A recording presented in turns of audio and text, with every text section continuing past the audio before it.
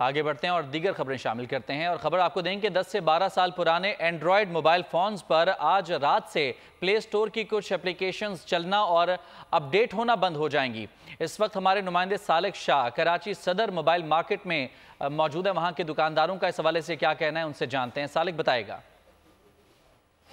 जी बिल्कुल, पुराने mobile phone इस्तेमाल करने वाले होशियार हो जाएं, क्योंकि 24 अक्टूबर की जो रात है 12 बजे के बाद जो आज से 10-15 साल जो पुराने मोबाइल फ़ोन थे उन पर व्हाट्सएप और उसके अलावा जो दीगर जो प्ले स्टोर की एप्लीकेशन वो इस्तेमाल होना, अपडेट होना बंद हो जाएंगी। मैं इसको सदर की मोबाइल मार्केट में मौजूद हूँ, यहाँ के दुकानदारों से मालूम करने की कोशिश करते हैं। ये बताया कि जो पुराने मोबाइल फ़ोन जो इस्तेमाल कर रहे थे लोग, जो 10-15 साल पुराने मोबाइल फ़ोन, अब उसका वो क्या करेंगे? सिर्फ अब तो गैजेट रह गया। असल में बात ये सारी जो 5 पॉइंट वाली जो अपडेटिंग आ रही थी ना, तो अब वो 13 पे और 12 पे पहुंच गई है, तो उसकी वजह से सारे बैग मार रहे हैं, अपडेटिंग बंद हो रही है।